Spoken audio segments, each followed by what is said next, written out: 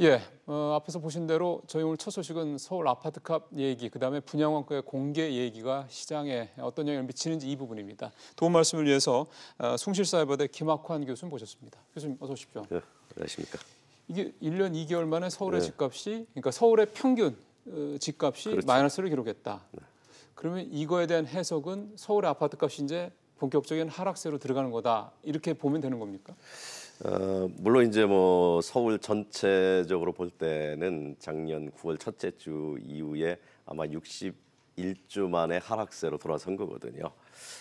근데 이거는 9.13 대책의 효과가 이제 워낙 강했기 때문에 이 효과가 이제 좀 나타난 걸로 이렇게 볼 수가 있고요. 네.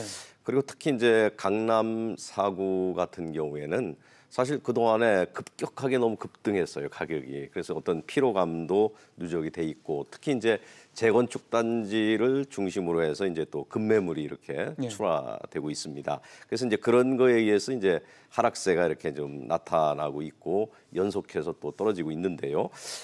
근데 사실은 이제 강남은 이제 그동안의 집값 상승을 사실 견인했던 지역이죠. 그렇죠. 그래서 만약 우리가 주식으로 따지면 대장주와 같은 그렇죠. 건데 예. 여기가 이제 일단 주춤하게 되면 다른 지역도 이제 아무래도 좀 영향을 이제 받게 될 수밖에 없지 않을까 이렇게 생각이 돼요.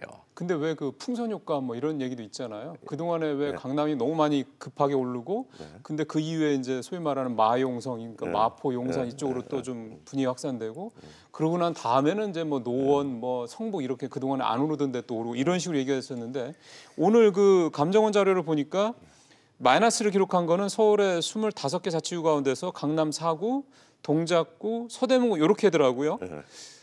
그러면은 이게 평균값은 마이너스라고 해도 아파트 가격 하락세가 서울 전체로 뭐 다 확산됐다고 보기에는 좀 이르지 않느냐라는 생각도 좀 들어서.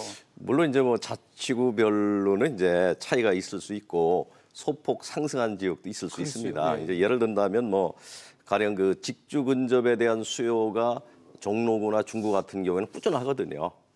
또 이제 경전철 같은 개발 호재가 있는 이제 강북 지역도 있고요. 그렇지만은 이제 그 은평 등의 서부권 중심으로 하면 이제 뭐 GTX A 노선이 지연된다라든지 또 그동안에 이제 가격도 너무 급등했고 이래서 이런 쪽에는 이제 보합 내지 하락세로 이제 전환하고 있습니다. 근데 이제 이런 분위기가 이제 전반적으로 자치구 전체로 서서히 확산되고 있다고 보여지긴 합니다. 그러면 앞으로는 서울의 집값이 전반적으로 계속해서 좀 하락세로 갈 가능성은 높다고 이제 보시는 거군요. 그렇습니다. 그러면 전체적으로 예전에 2009년도인가요? 8, 9년도부터 2010년대 초반까지 왜 서울의 집값이 굉장히 많이 떨어진 적이 한때 있었잖아요. 그렇죠. 직전에 장기적으로.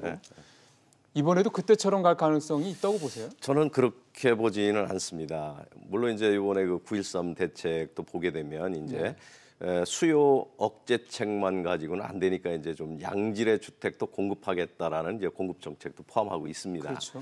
그렇지만 이제 워낙에 그 강도가 높은 대책이라는 게 뭐냐면 이제 수요를 억제하는 내용이 여전히 강하게 포함되어 있습니다. 예. 강하게 포함되어 있습니다. 그래서 예를 들면 뭐 임대 사업자에 대한 혜택, 축소, 대출 규제 이런 거는 상당히 고강도 대책이거든요. 그래서 이런 거에 의한 가격 진정 효과가 분명히 나타날 거고요.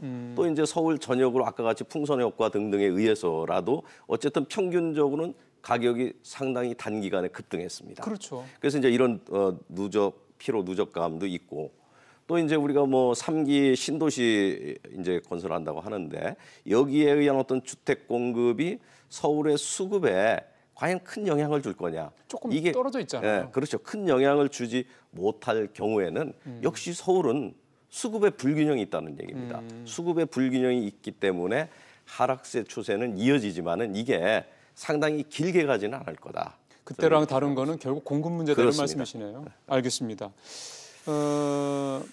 이제 그 분양 원가 공개 얘기로 좀 주제를 조금 넘겨 볼게요. 그 전에는 21개를 공개하던 걸 이제는 내년부터는 61개로 3배 정도 확대를 하겠다. 사실은 분양 원가 그 61개를 뭐 세세히 뭐 우리 사실 시청자분들께서 이해하시기 쉽지 않을 거고요. 근데 이렇게 되면 중요한 거는 아파트 분양 원가에 어느 정도까지 이제 우리가 이제 공개가 그러니까 어느 정도까지 우리가 이제 이게 알 수 있게 되는 거냐. 예를 들어서 아파트 분양 실제 진짜 건설사들의 분양 원가가 100이라고 치면 원가 공개를 이렇게 61개까지 하면서 어느 정도까지 접근할 수 있냐 이게 아닌가 싶어요. 그렇습니다. 예.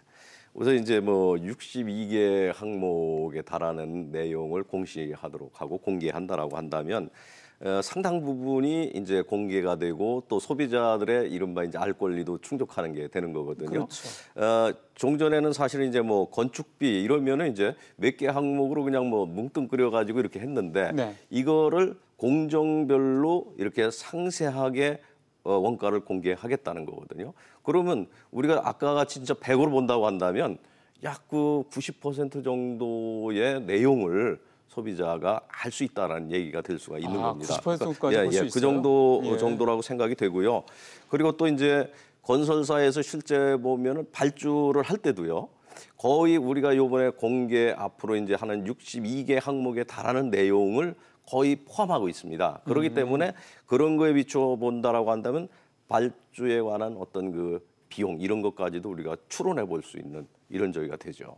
그러면은 61개 정도만 가도 꽤 의미가 있다 이렇게 볼 수가 있는 거네요. 그렇습니다. 그러면은 결국은 이렇게까지 정부가 분양원가 공개를 물론 아직은 이제 공공택지 사실 민간택지가 별로 없으니까요. 이제 공공택지 중심으로 이렇게 하게 되면은 집값이 안정될 수 있는 여지가 있다라고 이제 실제로 이제 교수님들 이렇게 보시는지요. 정부 생각이야 그렇지만. 네. 저도 뭐 일단은 좀 그런 효과는 있을 거라고 보는데요. 이제 이게 아무래도 이제 이렇게 공시 항목이 확대가 되게 되면은 이제 분양가 상한제도 조금 더 실효성을 가질 여지도 있고요. 그다음에 이제 이게 공공택지에 짓는 이와 같은 그 아파트의 분양 원가가 공개되게 되면은 결과적으로는 민간 택지에서 분양되는 아파트에도 그 여파가 미칠 수가 있다라고 생각이 되거든요. 소비자들이 당연히 요구하겠죠. 그러면은 지금까지 좀 어떤 아파트값 분양가를 고분양가로 책정해가지고 분양하고 하는 거 이런 게 사실상 좀 힘들어지죠. 그러면은 정부에서는 어쨌든 이제 이 분양 이와 같은 원가를 확대 공개해서라도 집값을 잡겠다 하는 의지를 이제 분명하게 나타내고 있는 거지만 어느 정도는 좀 그런 효과를 이런 거둘 수도 있지 않을까 이런 생각이 듭니다. 하나만 더 여쭤볼게요. 이거 관련해서 분양가 상한제도 결국은 분양가가 너무 치솟는 거를 막겠다는 의도인 거잖아요. 그러면 이게 분양 원가를 공개를 하기 시작하면 실제로 분양가가 낮아질 수 있는 어떤 그런 유인 효과도 있다고 보세요? 물론 이제 분양가 상한제의 틀 속에서 안에서 분양가를 공개한다고 하더라도 이게 크게 이제 분양가를 낮추는 저기는 어차피 상한가가 제시가 돼 있기 때문에 효과가 좀 낮을 수는 있습니다. 그러나 정도 차이이지 낱낱이 분양가가 이렇게 공개가 되게 되면 다른 결과적으로 그 아파트와 다른 아파트의 분양가 등을 비교 검증할 수 있고 그러면 여기에 대해서 소비자 입장에서는 아니 왜 니네들 이렇게 원가가 있는데 이렇게 분양가를 높게 책정하느냐 이런 이제 이야기들이 있을 수 있기 때문에 분명히 분양가를 낮출 수 있는 그런 효과는 있을 수 있습니다. 그리고 요즘에 트렌드가 또 그거라면서요. 그 아파트가 이렇게 분양이 되고 하면은 입주자들이 이렇게 모임이 만들어져가지고 그 입주자들이 수시로 그 건설 과정도 이렇게 막 뭐 자꾸 이제 보기도 하고 뭐 자꾸 뭐 이렇게 물어보고 한다면서요. 그러니까 사실은 전반적으로 예전처럼 그냥 건설사나 시행사들이 그냥 대충 후려쳐가지고 이렇게 분양가 띄워가지고 이렇게 돈 버는 시대는 지났다고 봐야 되는 거 아닙니까? 이제 더군다나 항목이 더 확대돼서 공개가 되게 되면 그게 어려워지죠. 그러니까요. 근데 이제 입장을 바꿔놓고 또 한번 질문을 드려보겠습니다. 이제는 건설사 입장에서 보면은요, 지금 말씀드렸던 것처럼 예전보다 분양가를 정하는 게 굉장히 까다로워졌다는 얘기가 되는 거잖아요. 그렇습니다. 그러면 건설업계 입장에서 봤을 때는 에이 영업 못 해먹겠다. 뭐 일팀 뭐 평소에 1년에 뭐 100채 정도 분양을 했다 그러면 올해는 에이 그냥 한 50채만 해야 되겠다. 혹시 뭐 이런 식으로 조금 공급의 축소 영향 같은 거 있지는 않을까요?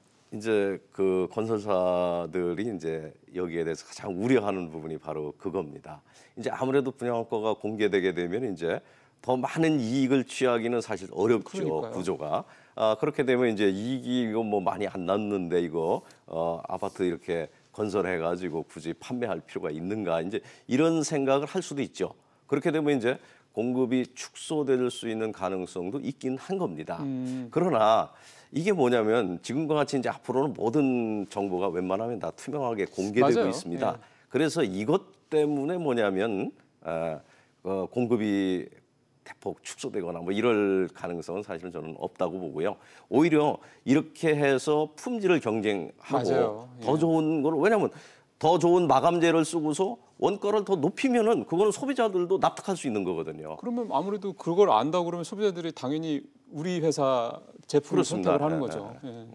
그러니까 그런 면에서 봤을 때는 일단 단기적으로는 혹시 뭐 그런 부분이 있을지 모르겠지만 중장기적으로 봤을 때 건설사들이 그것 때문에 굳이 분양 물량을 줄이거나 공급 물량을 줄이거나 이럴 것 같지는 않다는 말씀이시군요. 그렇습니다. 이제 지금은 이제 단지 이제 분양가 공개를 하라고 그러니까 이제 우려를 하는 거고 또 요즘 주택 경기가 이제 조금 맞습니다. 이딴 규제로 인해서 예. 조금 안 좋지 않습니까? 예. 그러니까 이제 더 우려를 하는 거죠. 알겠습니다. 교수님 오늘 말씀 잘 들었습니다. 고맙습니다. 네.